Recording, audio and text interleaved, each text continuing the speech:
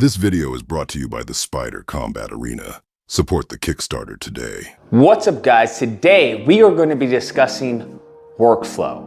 Now, a workflow as an animator, it is single-handedly the most important thing in your animation career. And I say that with no hyperbole. I honestly believe and know it to be true that workflow trumps everything.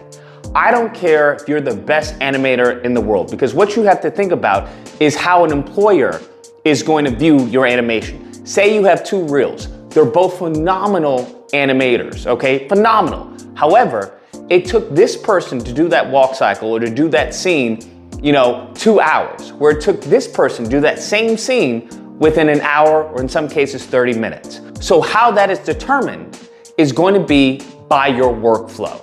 It honestly dictates how fast you move in the animation world. And money, okay, money is time, all right? That's how that works. If you can work fast and work at a certain quality, you will always have a job, always. As opposed to the person who may be able to do amazing animations, but they take forever. When it comes to gaming, when it comes to any, as far as commercials, when it comes to even animation, feature film, you're gonna wanna have to put out a certain amount of animation, a certain amount of frames per day, especially in gaming.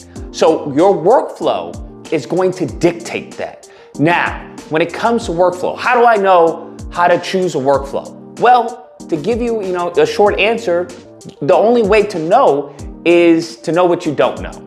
And I know that can be confusing, but what I mean by that is, what do you struggle in when you take out your blocking from spline?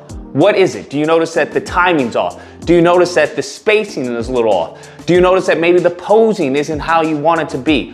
What do you notice that you can improve upon or that slows you down? Is it as far as mirroring poses, being able to access certain controls, adding secondary motion, having to stagger keys? There's a myriad of things that may be slowing you down as an animator.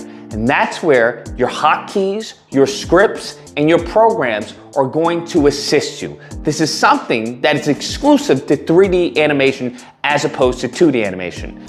Sorry.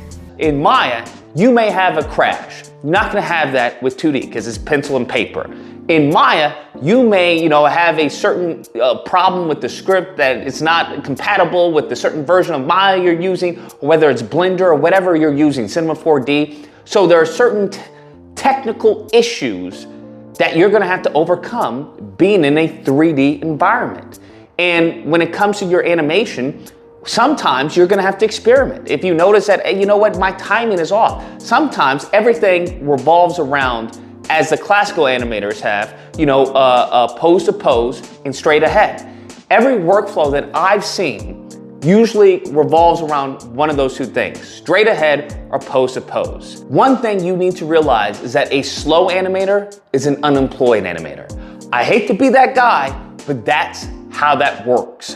Because many of these pipelines, many of these productions, many of these units, these groups, they have milestones to hit. They have, a fast pacing. There's a producer on their butt. There's a client on their butt, and they want you to put it out. That's what she said. So anything that can expedite your workflow upon you establishing one, that's going to be a godsend, and it's going to pay off in dividends. Because you're gonna realize in many cases, from what I've seen, it's not really the animator, right? Your timing may be a little off, your spacing may be a little off, but if you don't know how to fix those within a proper workflow, then you're done. It's game over. If you recognize, you can know all the 12 principles of animation, but if you don't know how to employ them in animation, in your program of choice, and you don't know how to correct them when you see a problem, if you see a problem like, hey, that walk is slow, but your method of fixing a slow walk and going into the keys and blah, blah, blah, as opposed to the other animator who may just fix it via an animation layer and then bake out the keys. So you have to fix your workflow. You have to look at other animators and just honestly use it as a buffet. Take what works from this animator, implement it in your workflow. Take what works from them. If that doesn't work, remove it. So you have to do what you need to do to expedite how you work. Every animator is different. So how you think about your animation, whether you think it in shapes, Whether you think, in timing, because many people, including myself, I'll use like a circle or a cube to block out certain body mechanics and stuff like that so I can get a sense of weight and how fast it's gonna work. Whether you work in 2D. I've seen animators who do like storyboards in 2D, and they use those 2D as guides for their animation. Whether you have to get reference for nearly everything and anything, and I think you should, okay? I think you should. There are a myriad, as I said, there's a plethora of ways to go about it. Once you figure out how your brain thinks, how you process animation, then you can figure out what tools, what applications, what scripts, what needs are needed for you to expedite your workflow. What can be supplemental to your workflow and what you're gonna need. Finally, a worthy opponent. You'll gain then as you animate, right? Don't be frustrated like, I don't know what my workflow is, I don't know how my brain thinks. Don't worry about that, because in every artist, whether you're 2D, 3D, whatever it is, you're gonna have to figure out your art style. You're gonna have to figure out your animation style, how you animate, why you animate that way. What about your timing and spacing that separates you from the pack?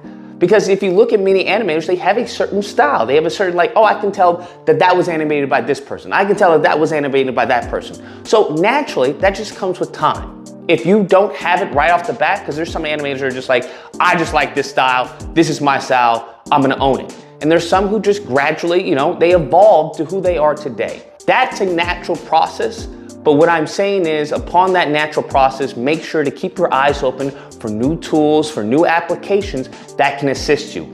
However, do not use them as a handicap, right? Don't use them as a handicap, because the only way that you can animate a tail is by, buying this script that staggers the keys, right? And it does it for you, or by you buying a jiggle, a physics script that, simulates the physics of a tail. If that's the only way you can animate, then you're gonna have a bad time. Then you're not really an animator, I would argue. You're not really an animator. If you can't do that without the script, what is it? What's the saying in, Iron Man? You can't do it without the suit, right? If you need the suit, then you don't deserve the suit. Please, this is all I have. I'm nothing without this suit. If you're nothing without this suit, then you shouldn't have it, okay? I'm butchering the quote, but you get what I'm saying, right? So you should always be able to do it without those scripts. Obviously, it's gonna be a little more, tenuous and, arduous process, a little more painstaking, a little more time consuming, but you should always be able to have that skill in the back of your head. So if you don't have that skill, don't worry about the scripts.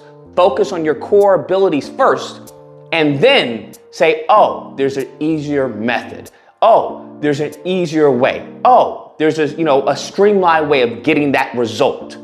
But you know how to get the result if all of that was taken from you. So that is going to be my advice. That's the video. I hope you guys enjoyed it. If you did, please feel free to like, share, comment, subscribe, and until next time, guys, keep animating.